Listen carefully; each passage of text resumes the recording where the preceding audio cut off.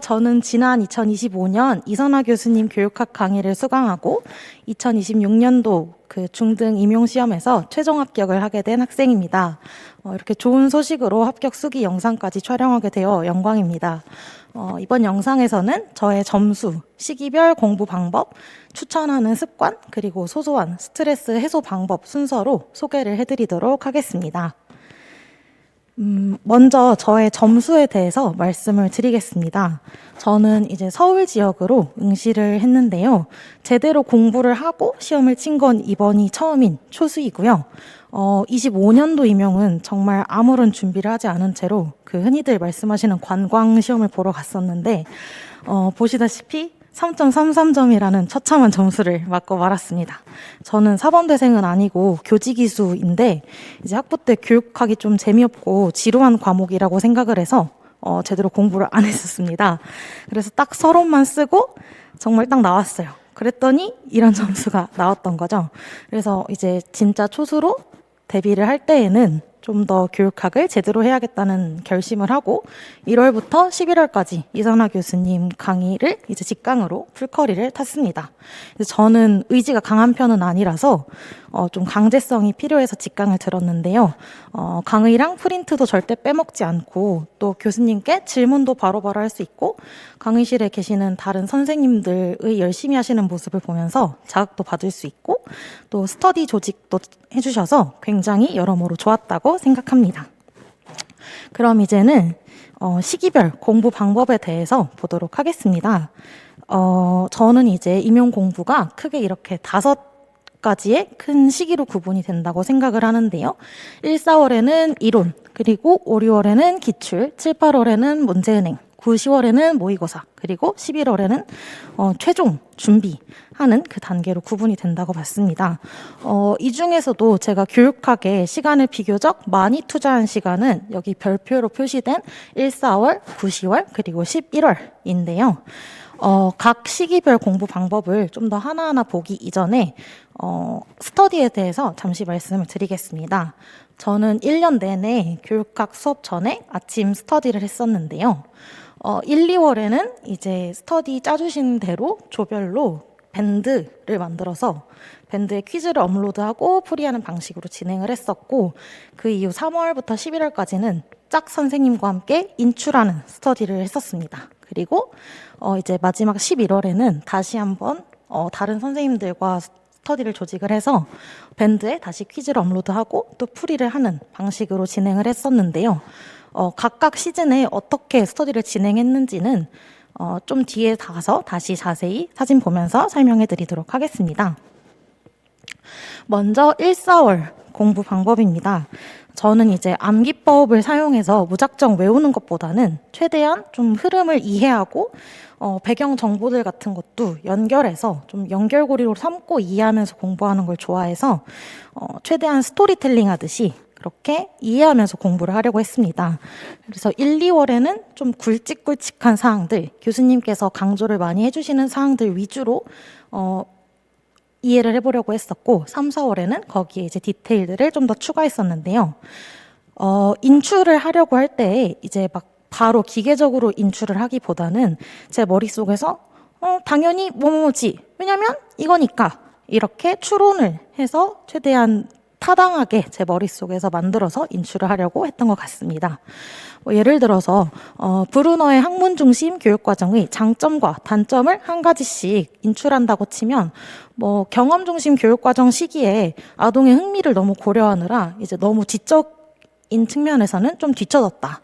이것 때문에 이제 지적 발달에 조금 더 신경을 쓰는 그런 학문 중심 교육과정이 등장했다.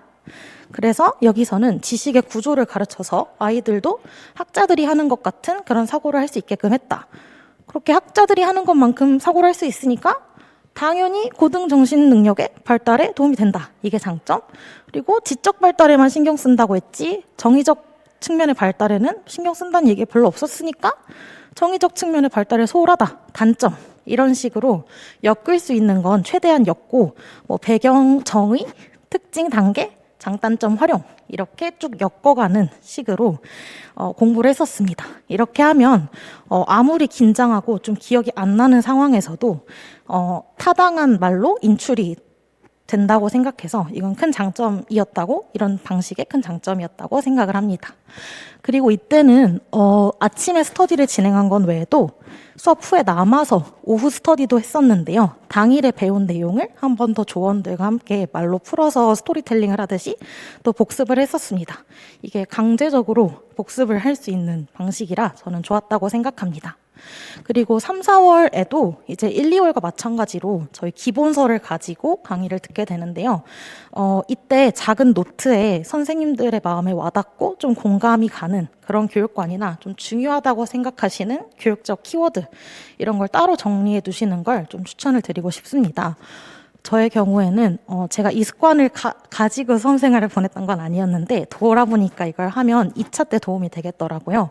특히 교육 심리나 교육 교수 이론, 교육 평가, 교육 철학 파트에서 좀 생각해 볼 것들이 많은 것 같습니다. 그래서 선생님들께서는 미리미리 준비를 해두시는 것을 좀 추천드리고 싶고요.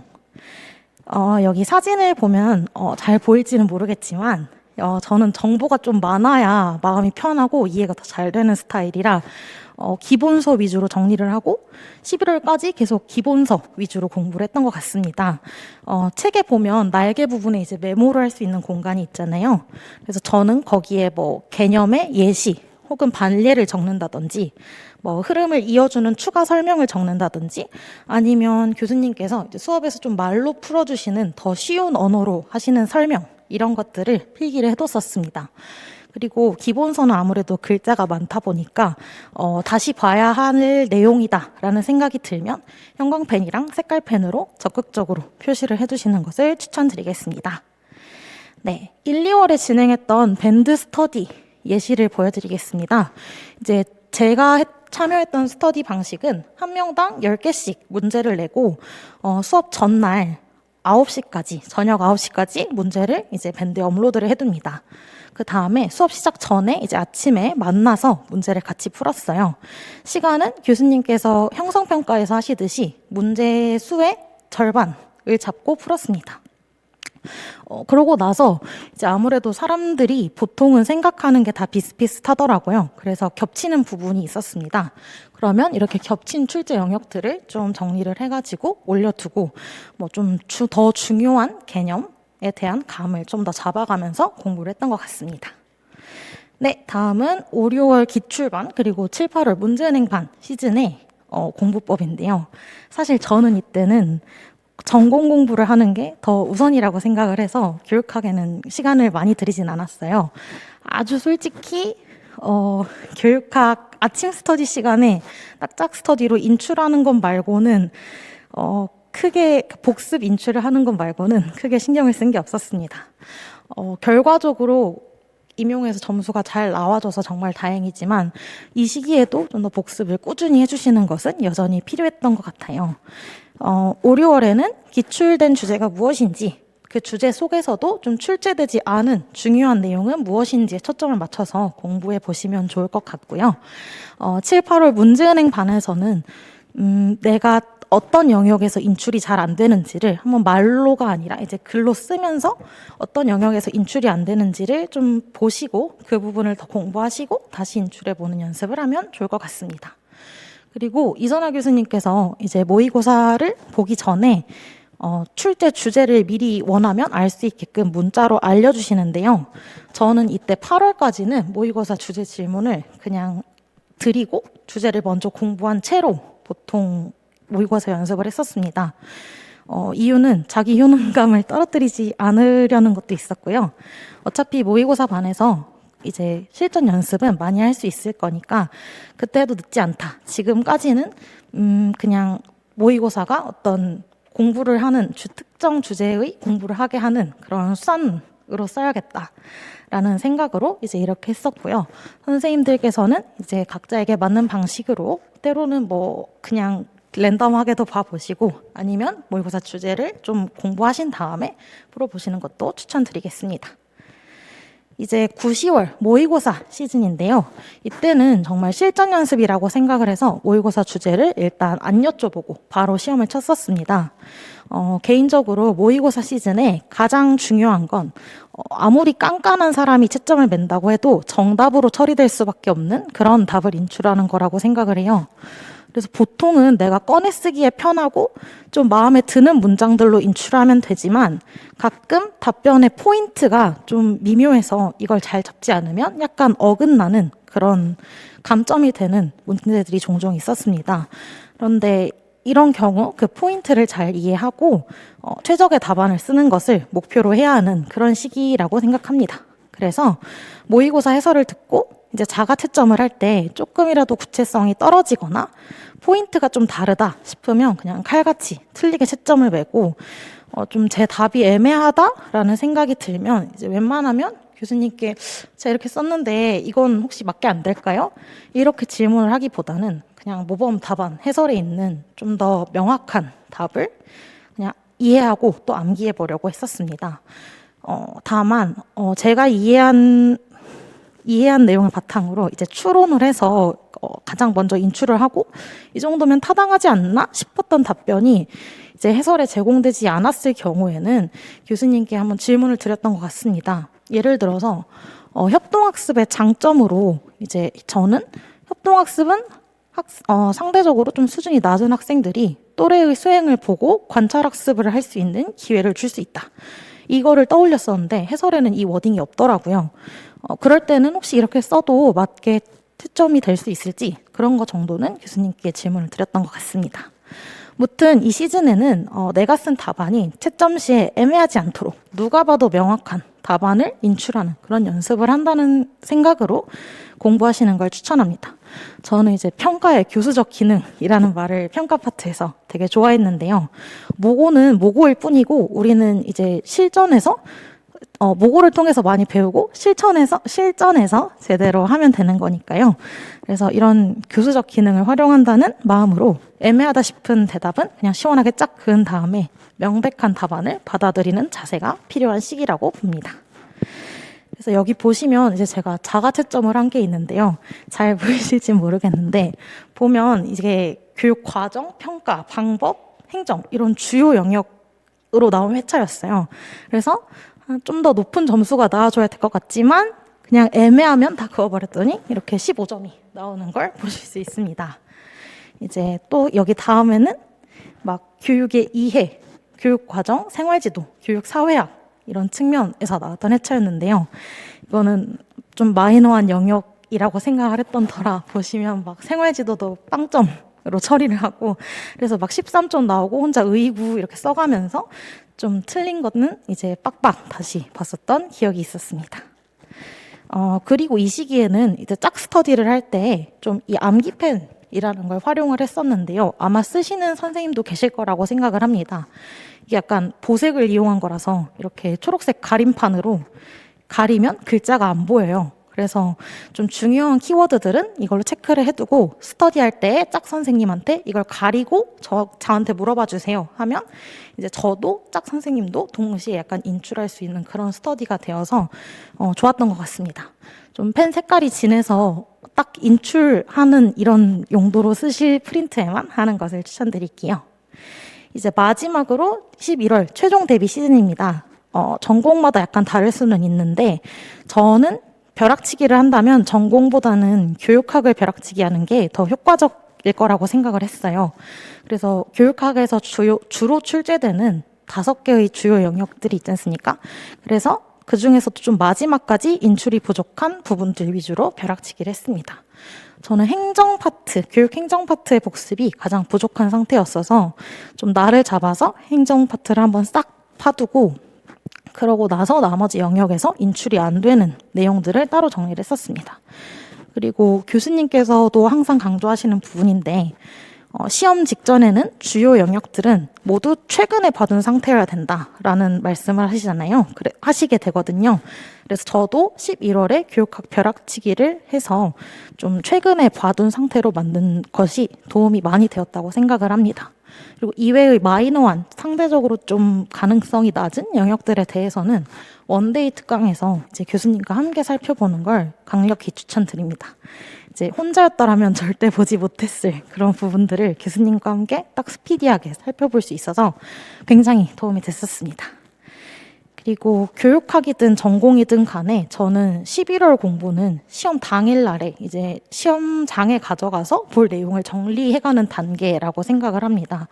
이게 무슨 말이냐면 실제 시험장에 가면 쉬는 시간도 한 20분? 어떨 땐 그 사이사이엔 10분? 이 정도밖에 없고 그마저도 긴장하면 눈에 잘 들어오지 않거든요. 그래서 그런 와중에 최후로 살펴볼 내용들을 제외하고 나머지는 다 머릿속에 넣어가겠다라는 뜻입니다. 그래서 작은 노트에다가 정말 암기가 잘 안 되는 내용들만 모아서 단권화를 했었습니다. 그리고 다른 선생님들과 함께 까다로운 좀 디테일 위주로 만들었던 밴드 스터디, 퀴즈 스터디를 진행을 했었고요. 좀 이게 왠지 나올 것 같다 싶은 주제의 핵심 내용들은 다 공유하는 그런 방식으로 스터디를 진행했는데 이것도 도움이 많이 되었었습니다. 그래서 여기를 보시면 잘 보일지는 모르겠지만 문제도 좀 디테일을 섞고 문제당 4점 정도 이제 영역당 4점 정도 배점이 되게끔 문제를 냈었어요.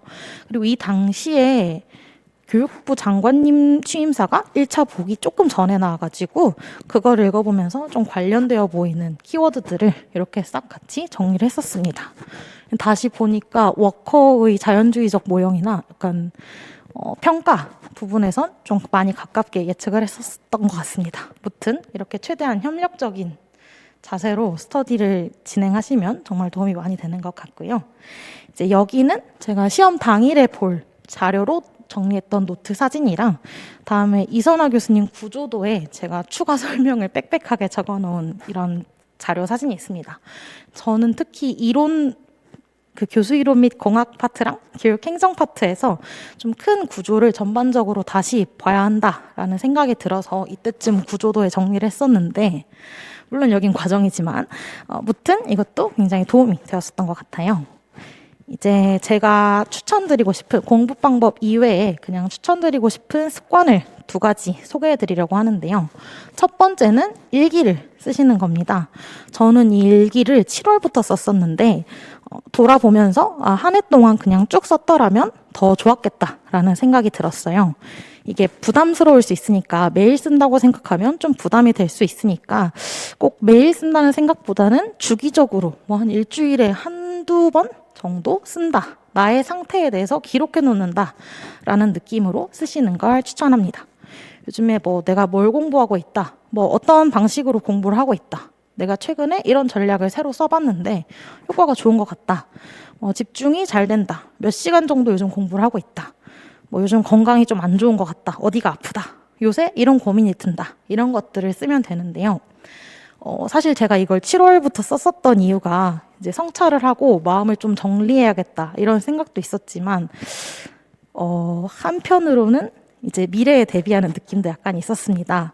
이게 임용은 정말 한 번에 그냥 빠르게 끝내겠다는 마음으로 최선을 다해야지 붙을 확률이 더 높아진다고 생각을 하지만 그래도 혹시 모르는 거라는 생각이 중반기에 이제 좀 들더라고 하반기에 들더라고요. 그래서 혹시 내가 내년에 공부를 다시 할 수도 있다는 생각도 하면서 그걸 대비해서 좀 내년에 내가 수험 생활을 더 현명하게 하는데 참고할 수 있게끔 수험 생활을 보고한다는 느낌으로 작성을 했던 것 같아요. 정말 운이 좋게도 그렇게 쓸 일은 없어서 너무 다행이지만 뭐든 좀 대비를 해두는 게 난 마음이 편하다 하시는 선생님들께는 여러모로 추천을 드리고 싶습니다. 다음으로 몸이 조금이라도 안 좋으면 바로 병원 가는 습관인데요. 이게 조금이라도 몸이 안 좋다, 좀 평소랑 다르다, 컨디션이 다르다 싶으시면 병원에 가셔야 금방 낫습니다. 제 경험상 막 이 정도면 별거 아닌데 아니면 나는 지금 갈 시간이 너무 없는데 하면서 병원 가는 걸 미뤘다가 이제 병이 더 심해지면 더 오래 앓고 약도 더 오래 먹고 병원도 더 오래 다니게 돼야 되더라고요. 특히 이제 7, 8월에는 냉방병에 걸리기도 쉽고 실내랑 실외가 온도 차이가 너무 많이 나서 건강이 많이 안 좋아지기 좋은 시기라 이때 좀 주의를 해주시면 좋겠습니다. 마지막으로 저의 소소한 스트레스 해소 방법을 소개를 해드리고 싶은데요. 문구점에 가시면 비밀펜? 라이트펜 이런 게 팔거든요. 그럼 이제 그걸로 여기 계신 학자 선생님들에게 소소한 복수를 하는 겁니다. 예를 들어서 여기 막 보비트 선생님 정도면 공부하실 때 사실 내용이 그렇게 빡세진 않거든요. 그러면 이제 막 여기다 막 꽃미남 보비트 이런 식으로 칭송을 써놓고, 반면 여기 간의 선생님을 보시면, 저는 간의 선생님 처음 배웠을 때 너무 어려웠었거든요. 그래서 좀 난리를 쳐놨죠. 살짝 무엄하긴 한데 이게 은근히 저는 스트레스 해소도 되고, 나중에 펼쳐보면 약간 그래도 간의 선생님의 그런 내용에 대해서 공부를 하면서 웃었던 기억이 나서 좀 좋았던 것 같아요. 그래서 선생님들도 한번 해보시기 바랍니다. 네, 이렇게 1년 동안 공부하는 과정에서 이선화 교수님의 강의랑 말씀들이 너무 저한테는 도움이 많이 되었어요. 암기보다도 이해를 더 강조하셔서 그게 저랑 잘 맞았고, 또 이해하는 데 있어서 연결고리가 되는 내용들에 대해서 질문을 드리면 자세히 답변해 주셔서 정말 많은 도움이 됐었습니다. 그리고 다정하게 응원해 주시는 교수님 덕분에 1년 동안 즐겁게 교육학을 공부를 할 수가 있었어요. 그래서 너무 감사하다는 말씀 드리고 싶고요. 이 영상을 보시는 선생님들께도 노력한 것만큼 좋은 결과 있기 바라겠습니다. 모두 합격하세요.